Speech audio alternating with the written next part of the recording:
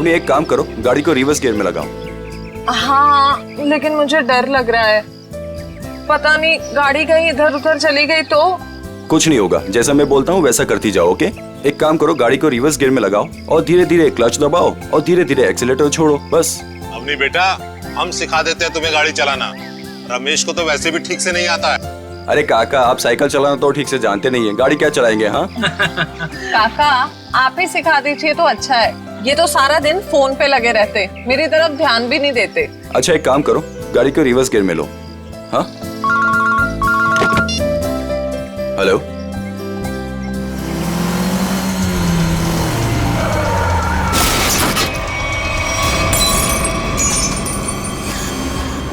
अवनी, ये तुमने क्या कर दिया? हाँ, बदबू कहां से आ रही है?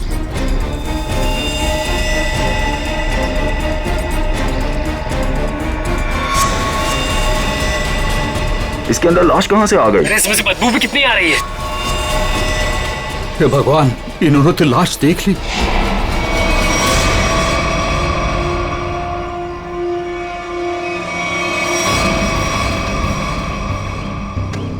इस मूर्ति का बेस तो एकदम अच्छे से बनाया गया है, कोई लापरवाही की गई ऐसा लगता तो नहीं है।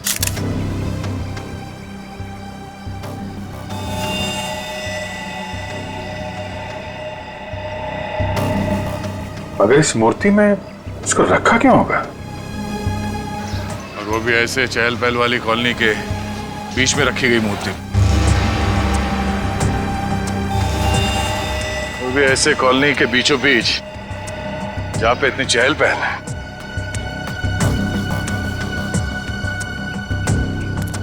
सर, कॉलोनी के लोग काफी घबराए हुए हैं, किसी को नहीं पता है लाश किसके। और सर, इस कॉलोनी से कोई गायब भी नहीं हुआ है। चलो देखते हैं। आप लोग प्लीज इन बच्चों को अंदर घर भेज दीजिएगा, ये सब देखना सुनना इनके लिए अच्छा नहीं। प्लीज बच्चों, घर जाके खेलो, जाओ। माँ, आजोबा की मूर्ति में क्या था और उससे इतनी बदबू क्यों आ रही थी? घर आके बताती हूँ। बच्चों, मम्मी की बात सुनना चाहिए। हाँ, जाओ घर के अंदर जाओ। आपके बच्चे ने कहा कि ये मूर्ति उनके दादाजी की? जी, मेरे पिताजी की मूर्ति थी, सुमित प्रकाश नाम था उनका। उनकी मूर्ति क्यों बनवाई थी? मेरे पति एक इंजीनियर और साइंटिस्ट थे। सूखे इलाकों के लिए उन्होंने एक नई सिंचाई पद्धति का आविष्कार किया था। इसी से खुश होकर गवर्नमेंट ने उन्हें ये जमीन दान में दी थी। और सुमित जी इतने महान थे कि उन्होंने वो जमीन कॉलोनी को दान कर दी थी और हमने उसी जमीन पर ये बच्चों के लिए ये पार्क बनवा दिया। इसीलिए हमने उनके सम्मान में इस पार्क में उनकी मूर्ति लगवाई। देखिए, ऐसा लगता है कि किसी ने हाल में इस लाश को मूर्ति में छिपाया है। हाँ, कुछ महीनों पहले। आप लोग बता सकते हैं कि मूर्ति यहाँ कब लगाई गई थी? क्योंकि शायद लाश को उसी वक्त अंदर रखा गया था। ये क्या कह रहे हैं सर? ऐसा हो ही नहीं सकता। सुमित जी जिस साल गुजर गए उसी साल ये मूर्ति वहां लगवाई गई थी। कम से कम 39 साल हो गए। 39 साल पहले? तो ये हो सकता है कि जब हाल फिलहाल में मूर्ति बदली गई हो या फिर इसकी मरम्मत की गई हो, तब ये लाश इसमें डाल दी गई हो। जी नहीं, जब से ये मूर्ति लगवाई गई है तब से ना इसकी मरम्मत हुई है और ना इसे बदला गया। ऐसे कैसे हो सकता है? कुछ महीनों पहले मरे हुए आदमी की लाश इतनी पुरानी मूर्ति के अंदर कैसे हो सकता है? शायद ऐसा हुआ हो कि रात के अंधेरे में ये काम हुआ हो और आप लोगों को पता नहीं चला। पूर्वी, जरा वॉचमैन से पता करना। सर, इस कॉलोनी में करीब 200 फैमिलीज रहती है। अगर किसी ने रात को पुतला बदला होता, किसी ने तो देखा होता, लेकिन यहाँ तो किसी ने कुछ देखा ही नहीं। सर, यहाँ पर 2 वॉचमैन हैं, एक दिन में ड्यूटी करता है और एक रात में, और दोनों का ही कहना है कि किसी ने भी मरम्मत का काम होते हुए नहीं देखा। कमाल है, अगर कोई काम हुआ नहीं है तो फिर ये लाश मूर्ति के अंदर आई कैसे? सचिन, 39 साल पहले ये ब्रॉन्ज की मूर्ति खड़ी की गई हो, तब से लेकर आज तक ना किसी ने उसकी मरम्मत की, ना उस मूर्ति को बदल दिया। हाँ सर, 1976 की बात है सर। हाँ, और आज उस ब्रॉन्ज के पुतले के अंदर मिलती है एक लाश और कॉलोनी के 40 लोग कहते हैं कि उन्होंने कुछ देखा तक नहीं। कैसे हो सकता है? मूर्ति के अंदर लाश? 2 ही तरीके आते हैं मेरे दिमाग में। एक, या तो पुरानी मूर्ति के अंदर लाश रखी या फिर नई मूर्ति बनाकर उसके अंदर लाश डालकर उस नई मूर्ति को पुरानी मूर्ति की जगह रखी गई और पुरानी मूर्ति गायब कर दी गई होगी। सर लेकिन ब्रॉन्ज की नई मूर्ति बनाने के लिए तो कई दौर से गुजरना पड़ा होगा। पहले तो उसने प्लास्टर ऑफ पेरिस का ढांचा तैयार किया होगा, फिर उस ढांचे से उसने नया सांचा तैयार किया होगा, और फिर कम से कम 1200 डिग्री सेल्सियस पे उसने उस ब्रॉन्ज को पिघला कर उसमें डाला होगा, और फिर उसके टुकड़े किए होंगे। टुकड़ों को फिर वेल्डिंग करके जोड़ा गया होगा, फिर मूर्ति तैयार होगी तो उसे खड़ा कर दिया गया होगा। ये कुछ चुटकी भर में थोड़ी होता है, बहुत टाइम लगा होगा, बहुत टाइम लगा होगा। और सर लाश को मूर्ति में रखा गया होगा, मूर्ति को कॉलोनी में लाया गया होगा और फिर पुरानी मूर्ति की जगह रखा गया होगा। पूर्वी, इतनी बड़ी मूर्ति कोई गोदी में उठाकर तो नहीं ला सकता। उसे लाने के लिए ट्रक या फिर कोई बड़ी गाड़ी लाई होगी। उसके साथ साथ उसे खड़े करने के लिए क्रेन लाया गया होगा। इतना सब अगर हुआ है फिर भी कॉलोनी के लोग कहते हैं कि उन्हें कुछ मालूम नहीं, ऐसा कुछ हुआ ही नहीं। सर फिर तो पहला वाला तरीका इस्तेमाल किया गया होगा। सर बॉडी को कॉलोनी में लाया गया होगा और फिर मूर्ति में रख दिया गया होगा। पंकज, मूर्ति को लेटाया गया होगा, उसके बाद उसके अंदर लाश को रखा गया होगा और फिर उसे खड़ा भी किया होगा। कैसे हो सकता है, कैसे हो सकता है ये? सर इतना अजीब तरीका लाश को ठिकाने लगाने का, खूनी को ये सब करने की जरूरत क्या थी? वही तो, इतनी तकलीफ क्यों? लाश को ब्रॉन्ज की मूर्ति के अंदर ही क्यों? कोई ना कोई वजह तो जरूर होगी, पर है कौन ये? है कौन ये? लाश है किसकी? कैसे मरा ये? मरा या मारा गया? इस आदमी की उम्र 45 साल है और इसकी मौत इसके सर पे लगी चोट की वजह है। अरे sir sir sir sir Hindi में बोलेंगे तो मुझे भी समझ में आएगा। क्या बोल रहे हैं? इस आदमी की उम्र 45 साल है और इसकी मौत इसके सर पर लगी चोट की वजह से हुई है। ये हुई ना? Thank you. और कुछ और बता सकते हैं? कोई जादू है, चुटकी बजाऊंगा हो जाएगा? अरे कोई जादू है जो चुटकी बजाऊंगा सब कुछ हो जाएगा? मन तो करता है चुटकी बजा दूं और ये आदमी गायब हो जाए। क्या बोले तुम? मतलब मैं कह रहा था साड़ुंके साहब, आप चुटकी बजा दे तो केस सॉल्व हो जाएगा। कितना किया है, ये तो कुछ भी नहीं है। हाँ लेकिन अभी मेरा चुटकी बजाने का मूड नहीं। ठीक है तो मैं उधर बजा लेता हूँ चुटकी। किधर चले जाते हो? हाँ देखिए आप, तारिका जी।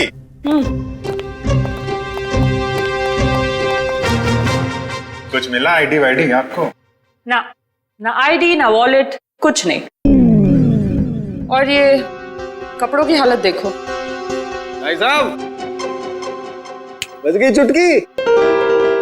लेकिन मैं आपको एक चीज बता सकती हूँ। अरे वाह, अब बजी चुटकी। मुझे मालूम था तारिका जी, आप मुझे कभी निराश नहीं करेंगे। बताइए। मैं आपको ये बता सकती हूँ कि ये लाश कितने समय तक उस मूर्ति में थी। अच्छा, कितने समय से? ये लाश ब्रॉन्ज की मूर्ति में बंद थी, वातावरण के प्रभाव में आए बिना। कुछ टेस्ट के बाद ये पता चला है कि 2 महीने से ये लाश उस मूर्ति में बंद थी। ओह, मतलब इस आदमी का खून 2 महीने पहले हुआ है? लगता तो ऐसा ही है। लेकिन सर, किसी ने इस लाश को देखा किसी ने उस मूर्ति में रखते हुए? कॉलोनी वाले बता रहे थे कि मूर्ति 39 साल पुरानी है। डॉक्टर साहब आप ये बता सकते हैं ये मूर्ति नई है या पुरानी है? ये मूर्ति 39 साल पुरानी नहीं है, नई है। ओह, मतलब इस मूर्ति को वहां पे ट्रक में लाया गया होगा। किसी ने ट्रक को देखा कैसे नहीं? मुझे नहीं पता।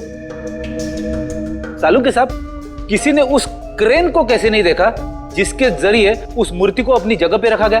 मुझे नहीं पता। सालुंके साहब, उस मूर्ति में वेल्डिंग कब और कैसे की गई? मुझे नहीं पता, मुझे नहीं पता, मुझे नहीं पता। ठीक है सर, मुझे लगता है लाश की गंध की वजह से सालुंके साहब का दिमाग खराब हो गया है। क्या बोल रहा है, क्या बोल रहा है, क्या बोल रहा है, क्या बोल रहा है? देखो मुझे परेशान मत करो, मुझे इस लाश का चेहरा भी बनाना है। Don't disturb me. सर आपसे कोई सवाल नहीं करेंगे, आप चेहरा बनाइए। चलो एक बात तो ये पता चल गई कि मूर्ति नहीं है और किसी ने उसमें लाश रखी है। और कैसे सर? कैसे और कब का पता बाद में लगाएंगे, पहले ये पता लगाना है कि ये नई मूर्ति बनाई किसने।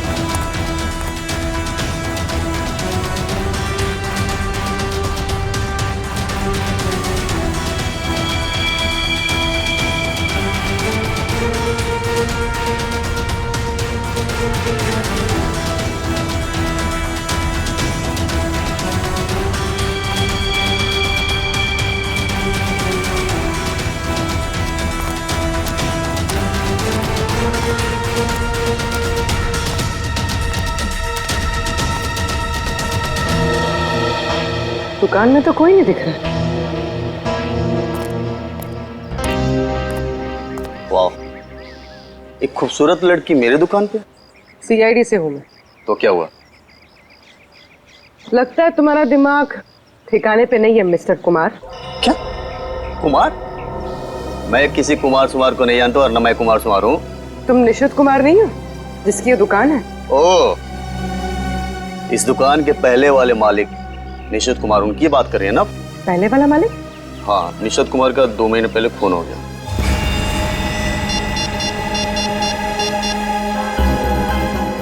हेलो अभिजीत साहब।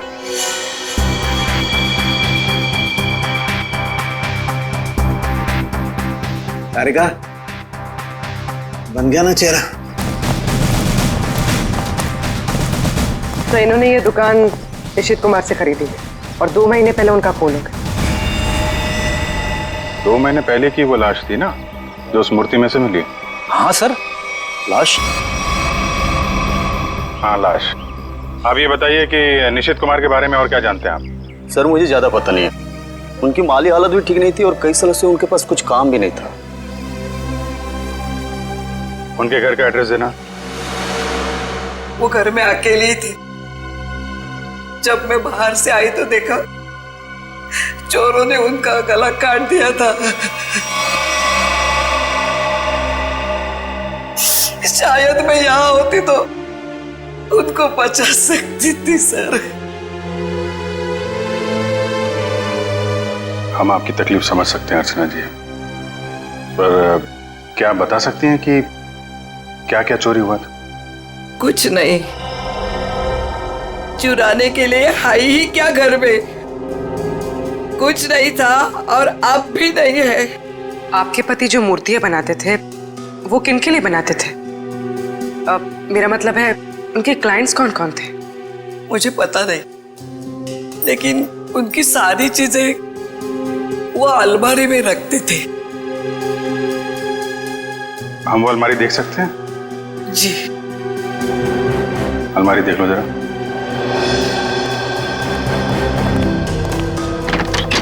अर्चना जी, ऐसा भी हो सकता है कि ये चोरी का मामला ना हो। मैं समझी नहीं सर कुछ। निशित जी का कोई दुश्मन भी था जो उनकी जान लेना चाहता हो?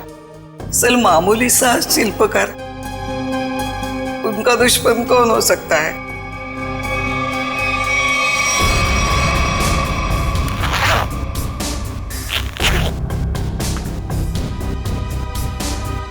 सर। हाँ बेट। इस फाइल में मूर्तियों की बहुत सारी न्यूज़पेपर कटी है सर। वो जो सारी मूर्ति बनाते थे ना, उसका सारा रिकॉर्ड इसी फाइल में रखते थे। और सर ये देखिए, तो ये मामला है, सुमित जी की मूर्ति भी इन्होंने बनाई थी 1976 में। अर्चना जी, मूर्ति बनाने वाले अक्सर अपनी बनाई हुई मूर्तियों का एक ढांचा अपने पास रखते हैं कि अगर मूर्ति टूट फूट जाए तो दोबारा बना सके। निशित जी भी ऐसा करते थे क्या?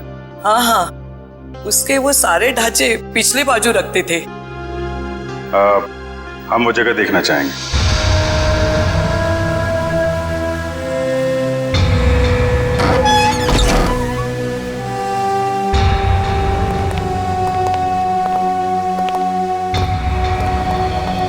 सर, आप सब देख रहे हैं ना, ये उनकी पूरी जिंदगी की कारीगरी है। उन्होंने जितनी भी मूर्तियां बनाई थी उन सबका एक एक ढांचा यहाँ है।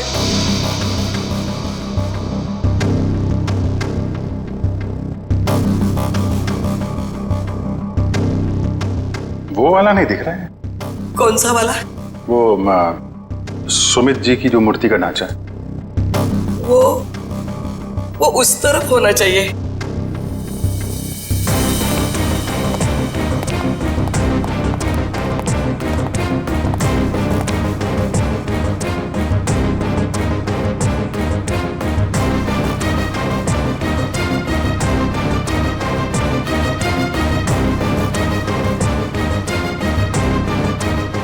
आप क्या देख रहे हैं? ये मिट्टी देख रहे हो? यहाँ पे कोई ढांचा था जो अब नहीं है। अर्चना जी, हाँ, वो सुमित कुमार जी की मूर्ति का ढांचा यहीं पे था? हाँ, यही था। ले गए। सर, आपका मतलब उन चोरों से थे नहीं? सुमित कुमार जी की मूर्ति का ढांचा चोर चुरा के ले गए। निशित जी का खून इस ढांचे की वजह से हुआ है। लेकिन सर, सुमित जी की मूर्ति का ढांचा चुरा के चोर क्या करेंगे? उस ढांचे की मदद से सुमित जी की नई मूर्ति बनाई गई और उस लाश को उसमें डाल दिया गया। लेकिन सर, हमें कैसे पता चलेगा वो लाश किसकी है? साड़ू के साहब लगे हैं ना लाश का चेहरा बनाने में।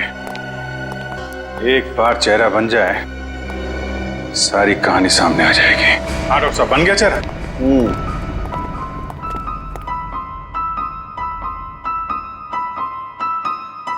ये देखो बॉस, ये है वो मरा हुआ आदमी। क्या? ये कैसे हो सकता है? डॉक्टर साहब, ये क्या मजाक है? भाई साहब, मैं मजाक नहीं कर रहा हूँ, यही है उस आदमी का चेहरा, ऐसा ही दिखता है वो। मैं जानता था, मुझे बिल्कुल पता था ये कुछ ऐसा करेंगे जिससे सारा केस उलट जाए। क्या बात कर रहे हो यार तुम?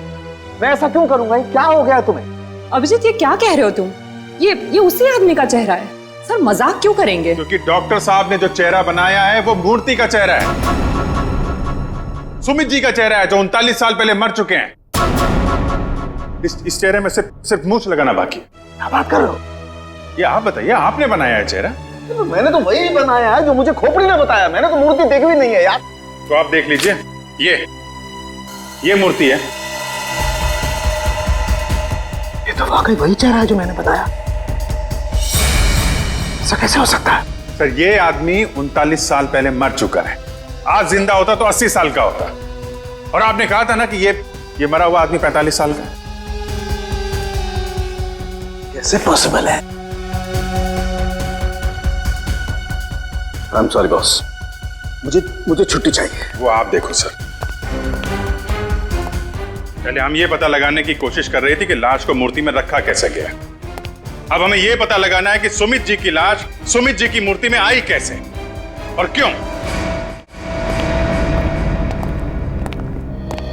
सर, कुछ पता चला उस लाश के बारे में? देखिए, उसी के बारे में हम लोग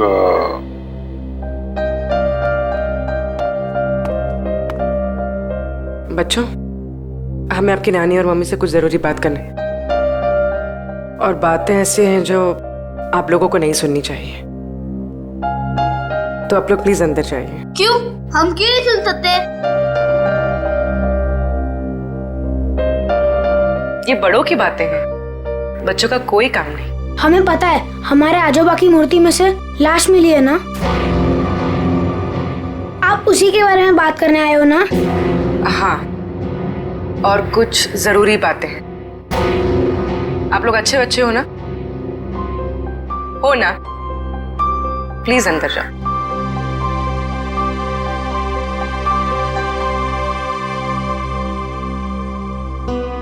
सर बताइए ना, क्या पता चला आप लोगों को? एक्चुअली इस केस की जांच को लेकर हम थोड़ी उलझन में हैं और हमें लगता है कि आप सुलझा सकती हैं इस उलझन को। कैसी उलझन? और मैं कैसे सुलझा सकती हूँ? दरअसल ये सब हमारे परिवार वाले जैसे ही हैं। जब से शादी करके आई हूँ इसी कॉलोनी में रह रही हूँ। ये लोग सब कुछ जानते हैं। आपको जो कुछ भी कहना है इनके सामने कह सकते हैं। ठीक है। आपके पति सुमित जी को गुजरे हुए करीब 39 साल हो गए, है ना? लेकिन सुमित जी की मूर्ति में से हमें जो लाश मिली है वो सुमित जी की है।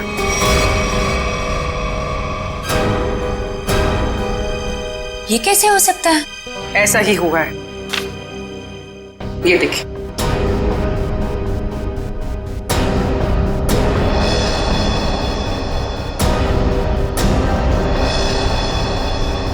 इतने यकीन के साथ आप ये कैसे कह सकते हैं?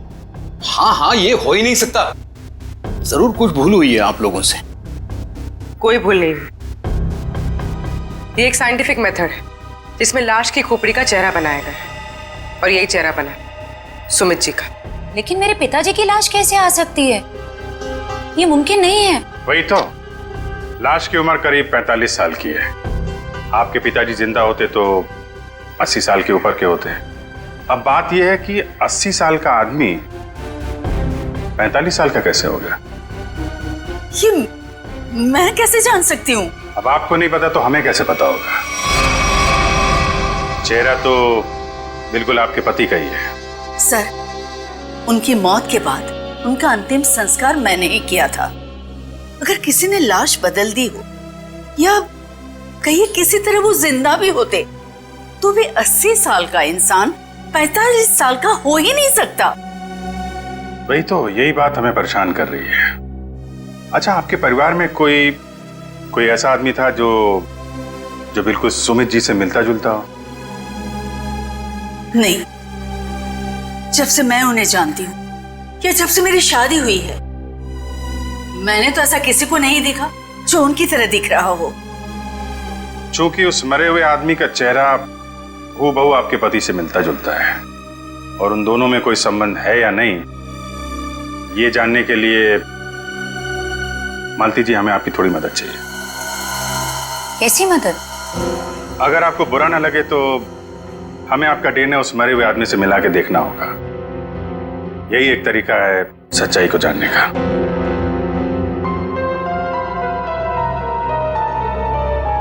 ठीक है, मैं तैयार हूँ, क्योंकि हम भी इस सवाल का जवाब चाहते हैं।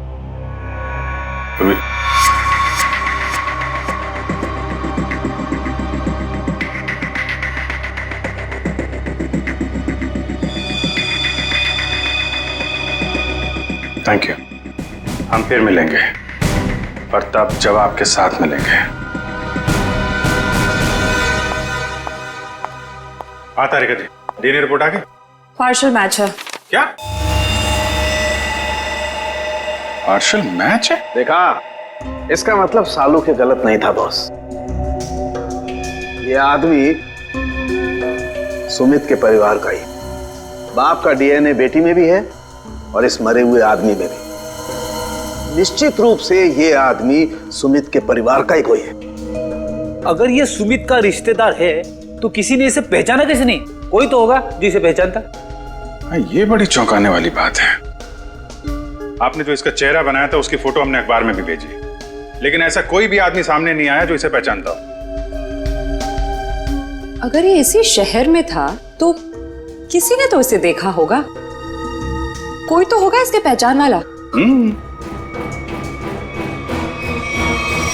तारिका जी, आप तो जीनियस हैं। ऐसे क्या कह दिया मैंने? केस सॉल्व कर दिया। हो सकता है ये आदमी इस देश का हो ही ना, हो सकता है कि मरने से कुछ समय पहले इस देश में आया हो। ओह, इसीलिए किसी ने इसे पहचाना नहीं। हाँ, पिछले 2-3 महीने की इमिग्रेशन रिपोर्ट्स चेक करनी होंगी हमें। पंकज, आज के अखबार में मैंने अपना राशिफल देखा। जानते हो क्या लिखा था उसमें? क्या था सर? बहुत जल्द नौकरी में बदलाव होगा। इसका मतलब जानते हो? हाँ सर, ये तो बहुत दुख की बात है। आपका डिमोशन होने वाला है। आपकी पोस्ट तो मेरे से भी नीचे होने वाली है। क्या बोलता है? अरे इसका मतलब है मेरा बहुत जल्द प्रमोशन होने वाला है। हाँ, पिछले 1 हफ्ते से मुझे ऐसा ही लग रहा है। लेकिन मुझे ऐसा नहीं लग रहा है। क्यों? सर अभिजीत सर ने बिल्कुल सही पता लगाया सर। इमिग्रेशन रिकॉर्ड से उस मरे हुए आदमी का चेहरा मैच कर रहा है सर। गुड, मिला है सर।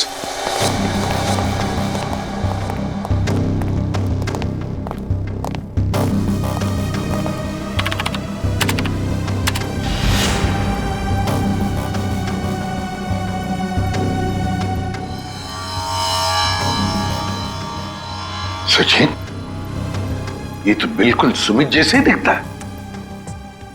इसका नाम ब्रेंडन है, उम्र 45 साल और 2 महीने पहले यूके से आया था सर।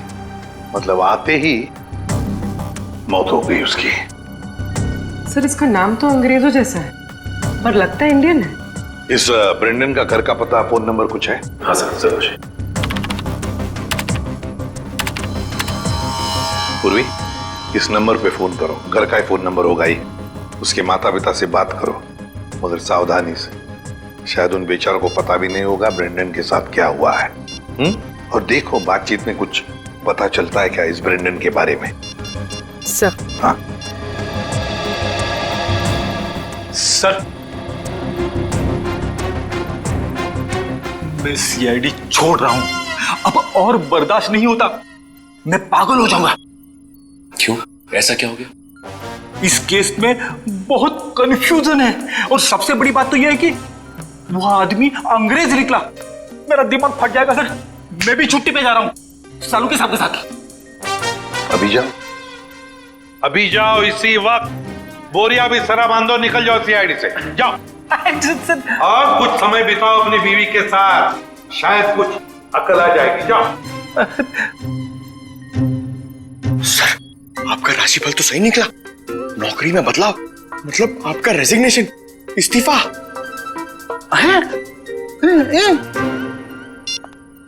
सर। हाँ पूर्वी, बात हो गई? हाँ सर, एक और चौंकाने वाली बात पता चली। क्या? सर, ये ब्रेंडन सुमित का बेटा था। ब्रेंडन सुमित का बेटा है? वो कैसे? उसकी पहली शादी से। सुमित ने बियाट्रिस नाम की एक अंग्रेज औरत से 1970 में शादी की थी। बेटे को जन्म देते हुए वो औरत मर गई।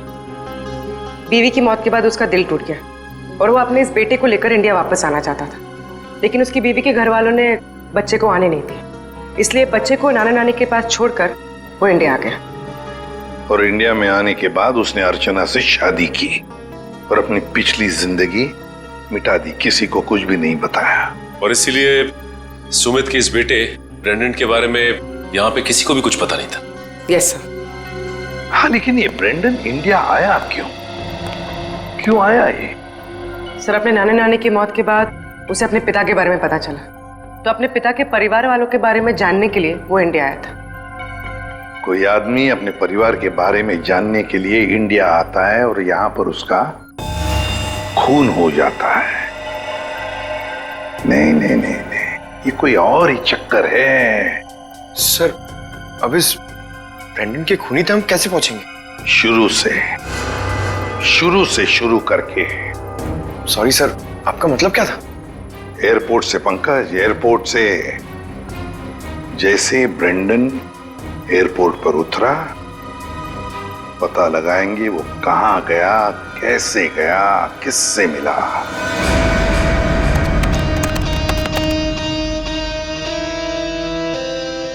सर, ये फुटेज एयरपोर्ट के अराइवल गेट की है सर, जब ब्रेंडन इमिग्रेशन से बाहर निकल चुका था। सर, ये रहा ब्रेंडन। ये कैप वाला आदमी ब्रेंडन से मिलने आया? कैप की वजह से उसका चेहरा ठीक से दिख नहीं रहा। जरा जूम करो उस पर।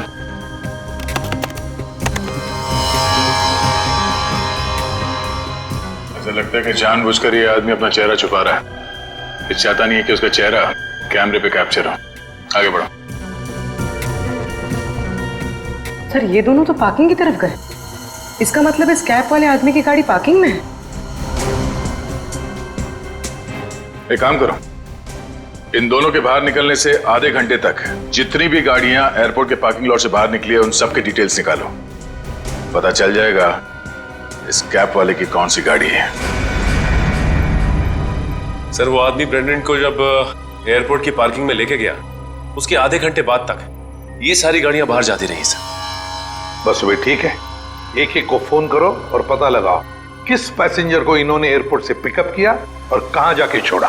हेलो जी, मैं सीआईडी से इंस्पेक्टर सचिन बोल रहा हूँ। अच्छा ये बताइए कि 15 फरवरी को आपकी कार इंटरनेशनल एयरपोर्ट पे गई थी किसी को छोड़ने के लिए? आप क्या करने गए थे? किसी को छोड़ने गए थे? मिसेस आंचल कुमार। ओके पूर्वी। Okay okay. क्या? किसको छोड़ने गए थे? Peter Frank. अच्छा ये कौन सी फ्लाइट से आए? ओके।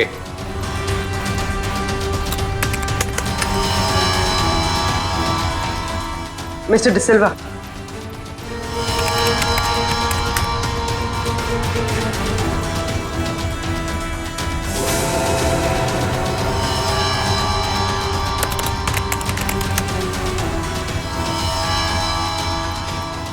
ओके पूर्वी, अब बचा है सिर्फ एक नंबर, ये VH 543259।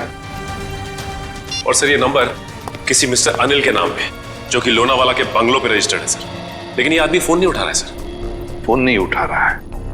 लगता है ये अनिल ही पिकअप करने आया था ब्रेंडन को एयरपोर्ट पर। सर कहीं इस अनिल ने ही तो ब्रेंडन का खून नहीं किया? हो सकता है पूर्वी, एक बात तो पक्की है, इस अनिल का जरूर कोई ना कोई संबंध है ब्रेंडन के खून के साथ। सरकार के रजिस्ट्रेशन के हिसाब से अनिल जी का घर यही है। काफी पैसे वाला लगता है ये अनिल जी, इतना बड़ा बंगला, वो कार। लेकिन इस अनिल जी को ब्रेंडन से क्या काम पड़ गया? सर मुझे तो लगता है कि इस ब्रेंडन को इंडिया में कोई जानता ही नहीं होगा। ब्रेंडन को इंडिया में कोई जानता नहीं था तो ये अनिल एयरपोर्ट क्यों गया था उन्हें लेने? उसके बाद ये ब्रेंडन गायब कहाँ हो गया? कोई दरवाजा खोल क्यों नहीं रहा? जी कौन है आप लोग और क्या चाहिए? आपके मालिक अनिल जी से मिलना है। कहाँ है वो? वो नहीं है। आप क्यों पूछ रहे साहब? देखिए बेमतलब परेशान मत करिए, नहीं तो अभी पुलिस को फोन कर देंगे। हम लोग सीआईडी से हैं। सीआईडी? सीआईडी कहाँ से?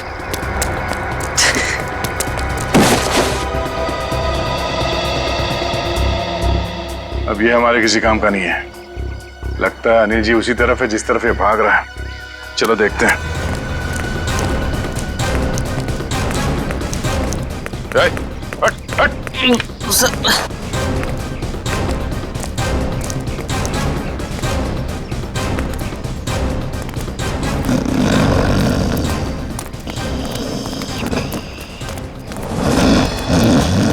लगता है यही अनिल जी है। अनिल जी, मालिक और नौकर एक साथ शराब पी रहे थे यहाँ पे। अनिल जी, अनिल जी, जी हम ये जानने आए कि कुछ महीने पहले आप ब्रेंडन को एयरपोर्ट से लेकर कहाँ गए थे?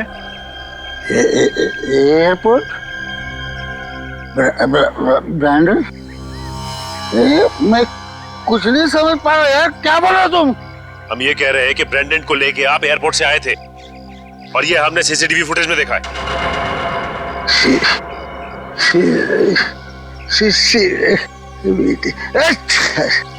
अनिल जी, आपकी कार कौन सी है?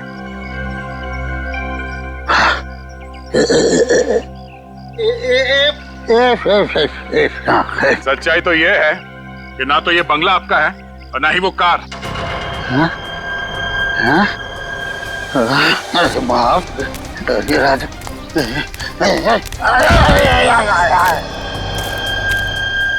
अब सच बताओ। सर मैं कुछ नहीं जानता सर मैं तो एक मामूली सा वॉचमैन हूँ सर, वॉचमैन। ये मेरा मालिक है ना, मालिक, उसने अपना बंगला और कार मेरे नाम पर कर दिया सर। ये मेरा कुछ भी नहीं है सर। तो फिर किसका है? सर मैं कैसे बोलूं सर, मेरी जान चली जाएगी सर। देखो तुम चिंता मत करो, कुछ नहीं होगा तुम्हें। सिर्फ ये बताओ किसने कहा था तुम्हें ये सब करने के लिए? क्या बात है, आप लोगों ने हमें यहाँ क्यों बुलाया? कुछ पता चला क्या? हाँ, एक चौंकाने वाली कहानी। ये कहानी हम आप लोगों को भी सुनाते हैं। इस कहानी को हम वहां से शुरू करते हैं जब सुमित जी को सरकार ने जमीन दान दिया था। उस जमीन में सिर्फ ये छोटा सा गार्डन नहीं था, बल्कि वो जमीन भी था जिसपे आज मॉल बना हुआ है आपके कॉलोनी के पीछे। लेकिन इस बात का पता हमें क्यों नहीं चला? क्योंकि आप लोगों से पहले कुछ और लोगों को पता चल गया। उन्हें यह भी पता चल गया कि सुमित जी अपनी पूरी जमीन को बच्चों के पार्क के लिए दान करना चाहते हैं, और ये बात उन्हें अच्छा नहीं लगा। उन्होंने सुमित जी को रोकना चाहा। जब सुमित जी नहीं माने तो उनका फोन कर दिया। क्या? जी हाँ, सुमित जी का एक्सीडेंट कोई एक्सीडेंट नहीं था। इसकी प्लानिंग की थी उन लोगों ने, और उन लोगों ने जमीन का एक छोटा सा हिस्सा आपके कॉलोनी को दिया और बाकी बिल्डर्स को बेच दिए। वो मॉल जहां पे खड़ा है वो जमीन। बिल्डर से मिले पैसे से ऐश कर रहे हैं वो लोग। उनके पास देश विदेश में बहुत सारे घर हैं, बंगलो हैं, ढेर सारी गाड़ियां हैं, और ये बात किसी को नहीं पता, उनके दोस्तों और परिवार वालों को भी नहीं। और सुमित जी का बेटा ब्रेंडन जब अपने परिवार वालों से मिलने इंडिया आया तो उसे भी मार दिया गया। क्यों, ये हमें मालूम नहीं। और फिर बेटे की लाश को पिता के मूर्ति में छुपा दिया। अब ये कैसे किया है ये हम जानना चाहते हैं। लेकिन वो कौन लोग हैं? यही हैं वो लोग। सच तो ये इसी कॉलोनी में रह रहे हैं, धोखे और खून से कमाए हुए पैसों पर ऐश कर रहे हैं, लेकिन हम उन्हें जानते हैं।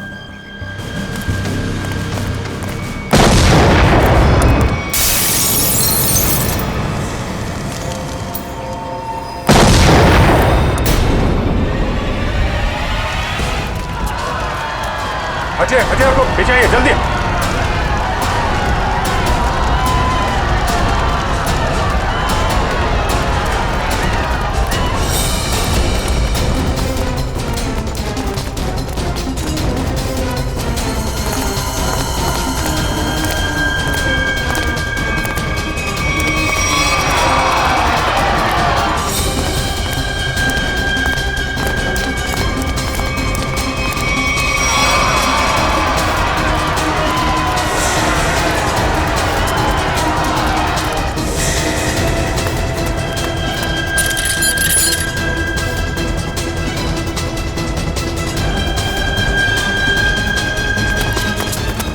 अरे आनंद, आनंद संभालना यार। अरे अरे क्या हो रहा है ये?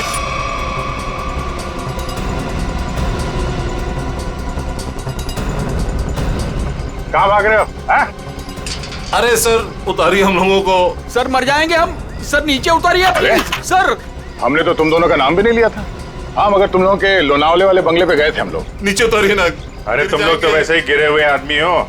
सुमित जी और ब्रेंडन का खून किया तुम लोगों ने। नहीं सर, वैसे हमें पता चल गया, तुम लोगों को मालूम पड़ गया था कि तुम्हारे करतूत के बारे में हमें पता चल गया। सर नीचे उतारिए प्लीज। इसलिए कॉलोनी वालों की जान को नुकसान पहुंचा है। हाँ? और अब उसका भगदड़ का सहारा लेके भाग रहे तुम लोग।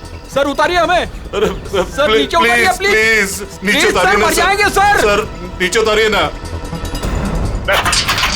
से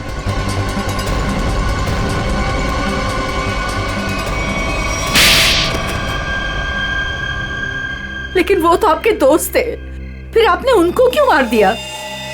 क्योंकि इनके लिए पैसा दोस्ती से ज्यादा मायने रखता है। लेकिन ब्रेंडन को क्यों मारा?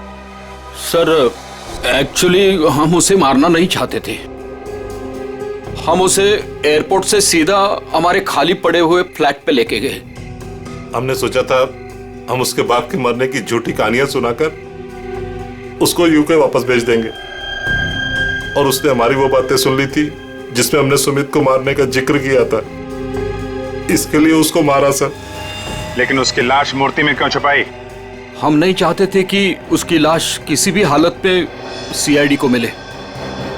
अगर हम उसे जलाते, दफनाते या किसी तालाब झील में उसकी लाश छोड़ देते तो एक न एक दिन तो लाश मिल ही जाती ना। फिर तो हम पकड़े जाते।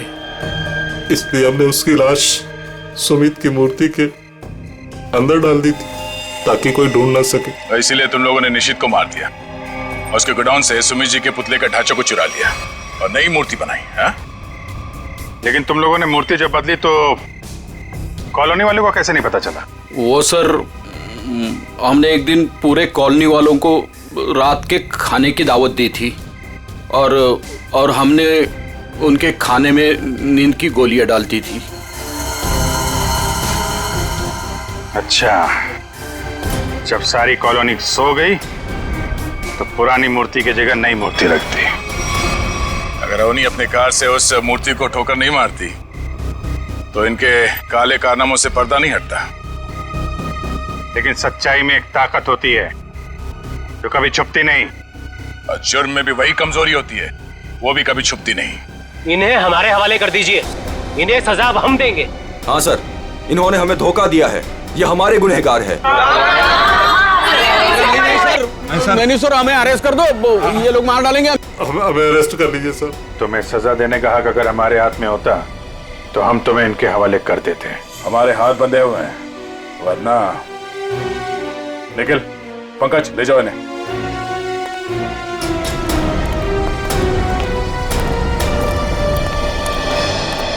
बेटा, आप लोगों का बहुत बहुत शुक्रिया कि आप लोगों ने ये गुत्थी सुलझाई और छिपे हुए गुनहगारों को पकड़ लिया। ये तो हमारा फर्ज था, लेकिन हम पूरी कोशिश करेंगे कि मॉल की जमीन भी कॉलोनी को वापस मिल जाए। आपके पति का जो सपना था वो पूरा होके ही रहेगा। खुश रहो बेटा, खुश रहो।